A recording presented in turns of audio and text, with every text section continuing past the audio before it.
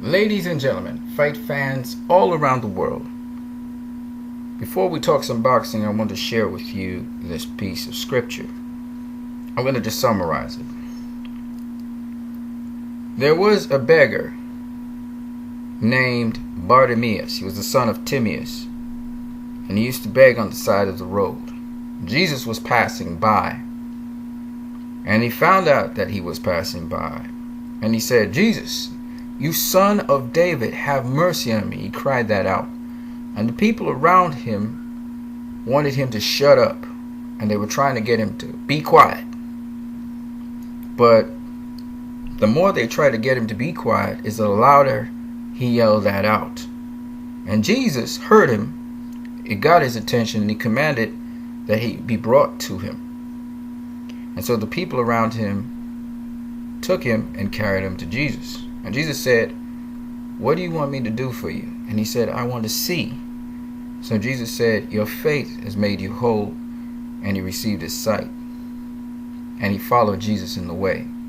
It's interesting, but when you appeal to the Lord, or you have some dream or something and you voice it, usually there are people around you, which will surprise you, who want you to shut up or don't believe that you can do certain things. But it is your faith that will bring these things to fruition. Which brings me now to us talking about boxing.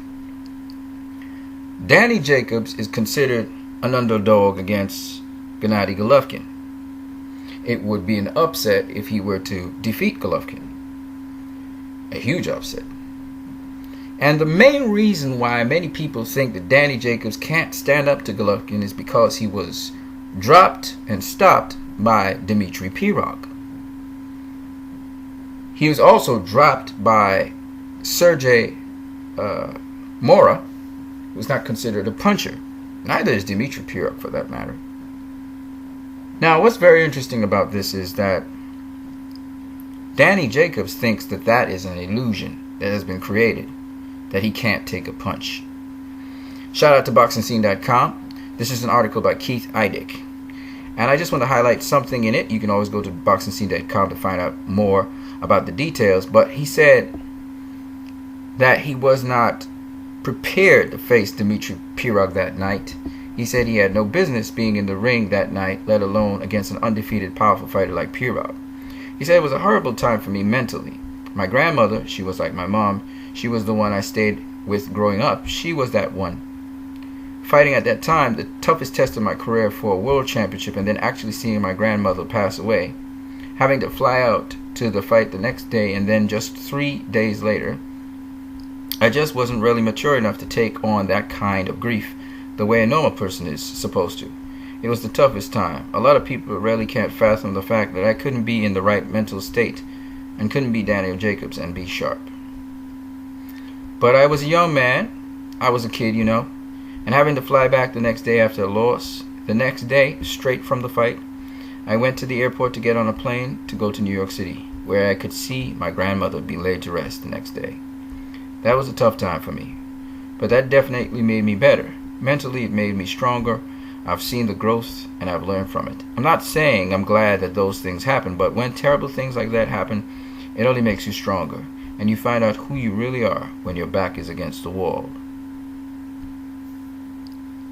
Now,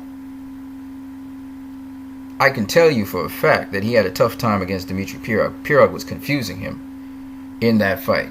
They said he was ahead on the scorecards, but really, I think Pirog just had him in a spell. Okay, and Pirog had really good defense. Couldn't really land anything flush on Pirog. I've done a video study on that, so you can always go and check out Pirog's dissection of Danny Jacobs and how he set him up to knock him out. But more importantly is the fact that a lot of people say that Danny Jacobs don't have a chin. But see, Danny Jacobs actually had not been dropped to that point in his career. And what I would like to highlight for you guys, because I like to go from facts, is Danny Jacobs' amateur boxing career. I want to show you the kind of competition he faced in his amateurs, and then you may have a second opinion about Danny Jacobs. Like I said, this fight against Gennady Golovkin, this is going to be Golovkin's toughest fight. If you thought Martin Murray was Golovkin's toughest fight, you're about to be surprised. Alright? Martin Murray went the longest distance against Gennady Golovkin, and Gennady Golovkin's mental was actually being tested by Martin Murray, because Golovkin was questioning his power. He was questioning a lot of things as that fight went on. Now, I can guarantee you that Danny Jacobs is no walkover. Golovkin's not just going to storm him, track him down and knock him out. I am almost sure, I almost can guarantee you that. And here's the reason why. Let's look at the amateur career of Danny Jacobs. I know the amateurs are not the pros, but I want you to pay attention. In 2003, he was the Junior Olympics national champion. The same year, International Junior Olympics champion. In 2004, he was the Under-19 national champion. In 2004, he was the Golden Globes welterweight champion. In 2004, he faced England in the England-USA dual meet, and he won. He defeated Martin Murray, the same guy that took Gennady Golovkin the longest distance. He beat him twice. Martin Murray was a top contender in the middleweight division, and also, right now, he was a top contender also in the super middleweight division, He gave Arthur Abraham a pretty tough fight. Arthur Abraham winning by split decision.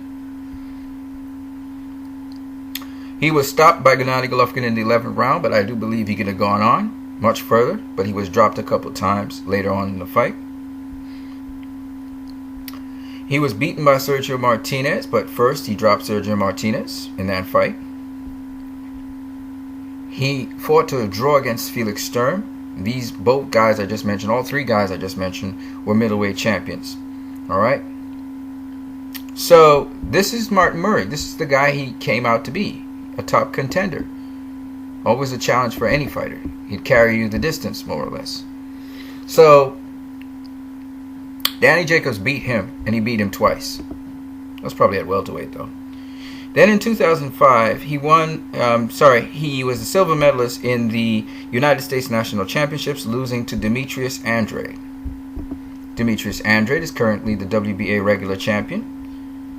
Since the WBA is looking to get one champion per division, he's probably going to face Erislandy Lara, or they're at least going to commission that he face Erislandy Lara.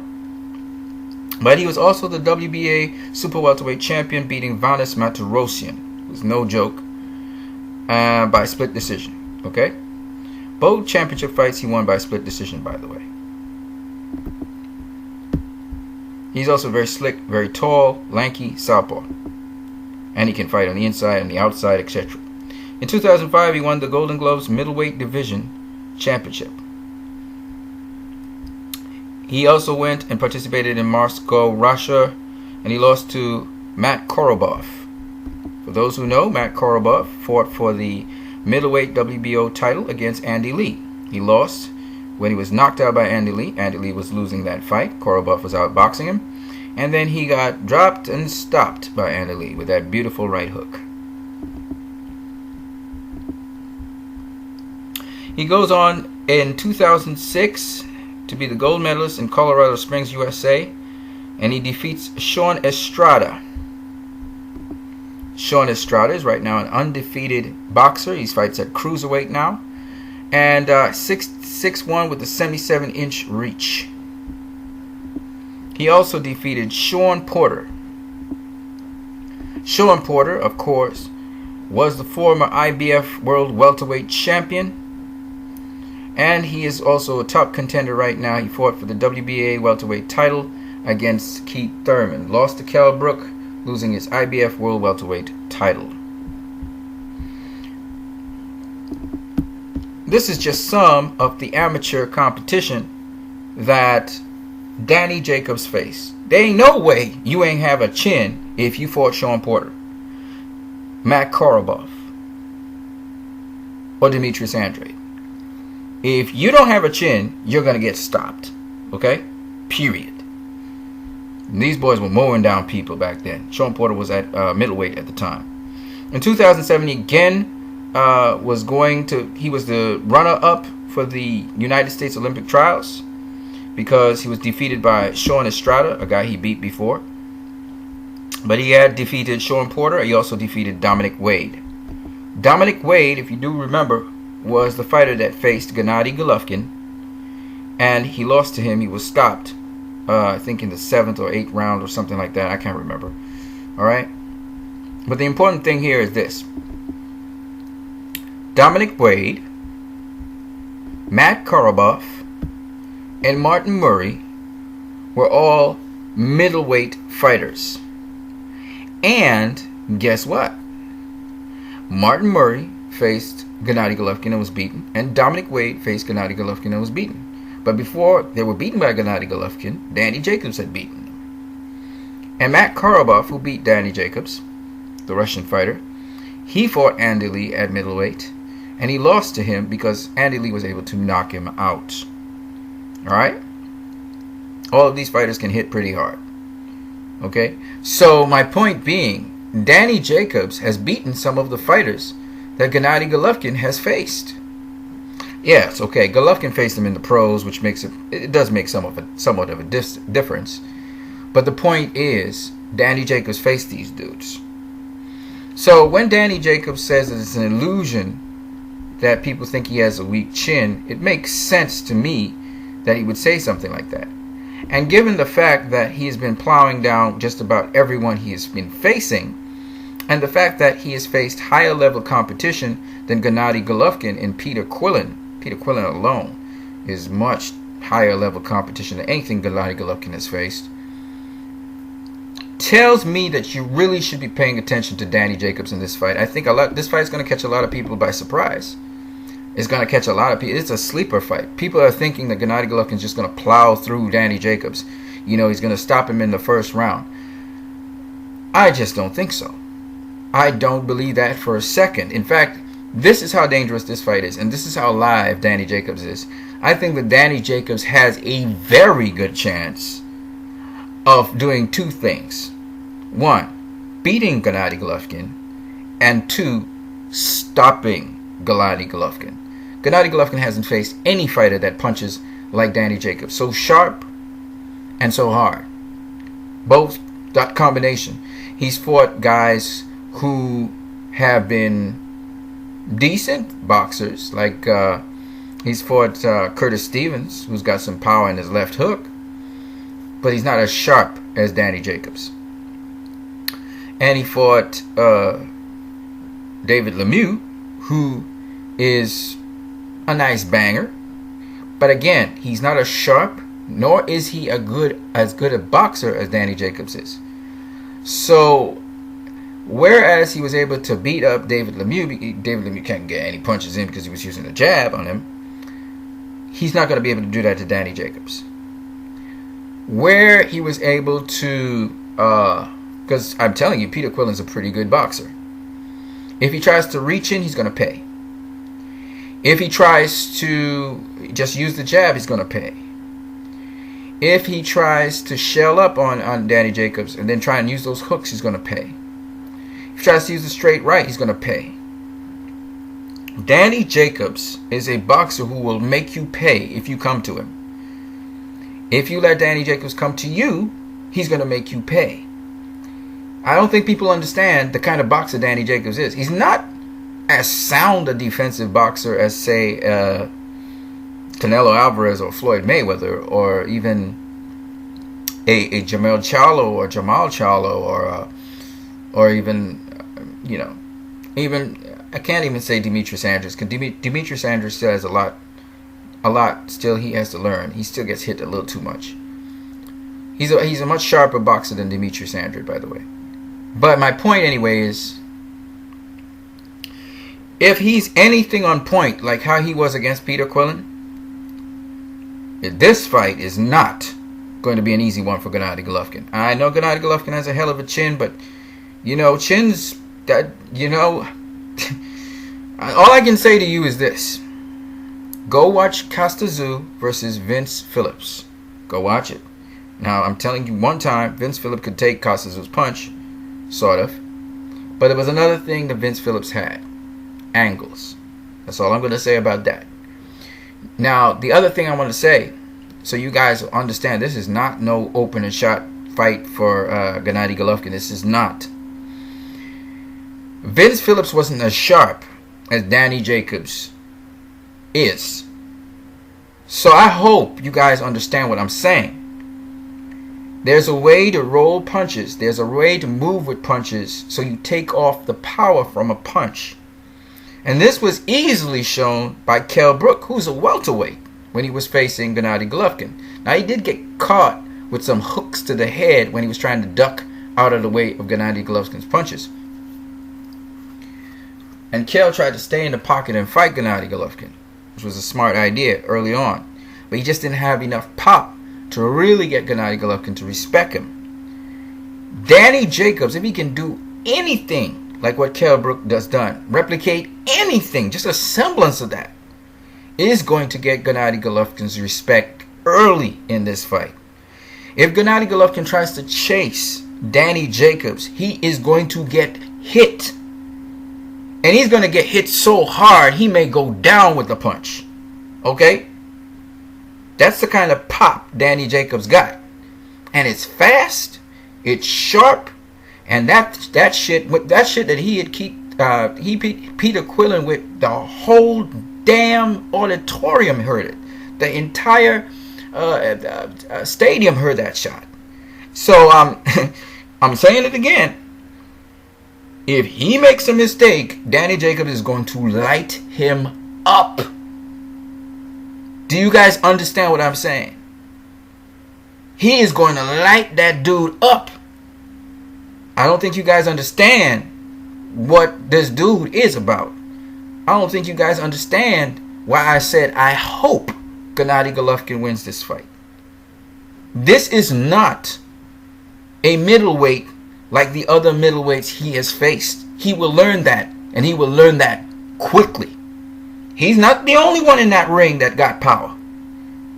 Okay?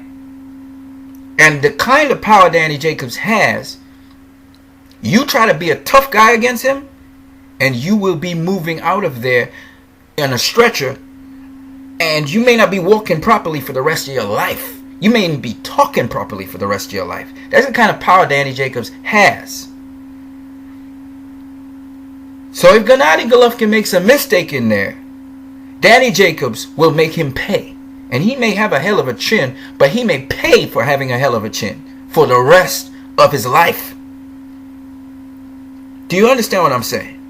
I hope you guys understand what this fight is like. Alright? The seriousness of it. That's why I said, I hope Gennady Golovkin wins this fight. And you guys think I'm joking. Danny Jacobs is going to shock a lot of you guys. He's going to shock a lot of you guys. Because he can take a shot. And he's a big, strong middleweight. I ain't trying to hype the dude up. But I looked at his record. I looked at his fights again. People are talking about he don't have punching power. Gennady Golovkin. I was listening to Fight Camp, and they were talking about Gennady Golovkin could fight, and I'm like, my boy. I know you fight and everything, but god damn it, people get into boxing because they like to fight. You understand what I'm saying? This is not the same thing. Peter Quillen loves to fight. All right, Danny Jacobs lit him up. He got back up on shaky legs, but that fight could have ended up being a life-altering moment for Peter Quillen. Okay, he couldn't take 4 more of those shots. Gennady Golovkin might be a hell of a guy, but I'm guaranteeing you, Danny Jacobs hit him with 8 of those shots or 2 in combination, a right left hook. He'll break Gennady Golovkin's jaw. He will damage his temple. Okay? Those are not shots you take every day. That's like being hit with a pickaxe on the side of the head. You don't take those kind of shots. Those are not shots you take in boxing. Okay? And Danny Jacobs got that kind of power. It's fast. It's lightning quick. It's very sharp. And he hits Gennady Golovkin with any of those shots. It's over. The fight is over. Okay? Because Peter Quillen is a very, very strong guy.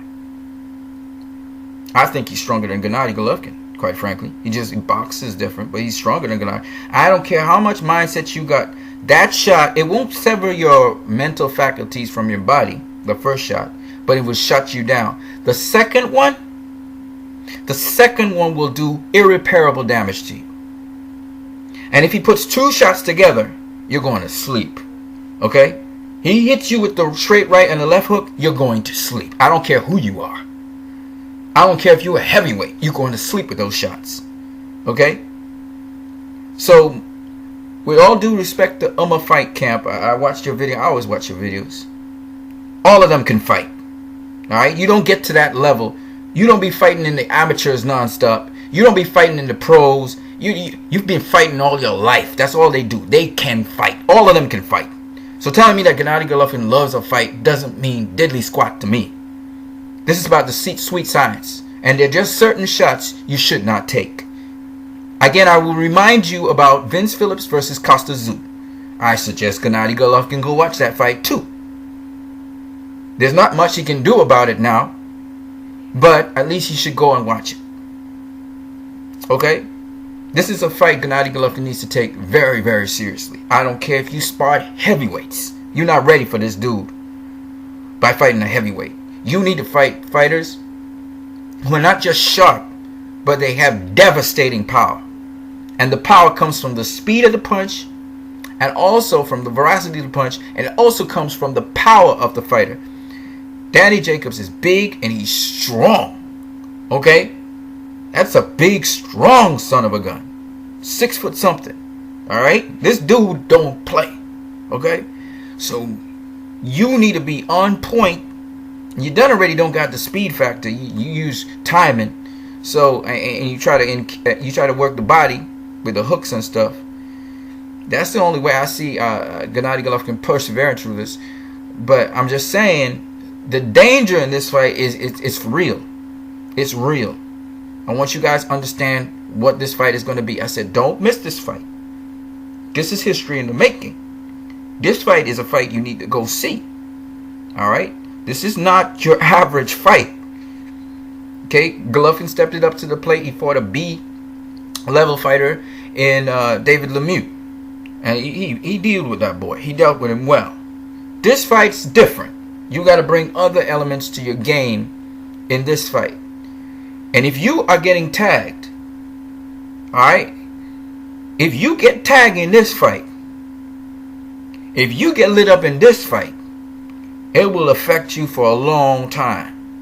You want your career to be fine? And no excuses about you an old man and you 35. You could have been young. You still going to get hit. And the problem with this dude is he gets hit. Right? And he'll try to suck it up. But you can't suck it up when your equilibrium's off. And when you continuously get tagged. I want you people to hear what I'm saying. Because this is not the same kind of... I'm trying to explain to people. I'm just saying what I see. People who think that Gennady Golovkin just going to roll over this dude. Okay. Okay. Okay, I hope you're right. I hope you're right. I hope he wins this fight. Because I want him to fight Canelo Alvarez. Right? I hope so. I wish him nothing but the best. That's all I got to say about that. You guys have a great one.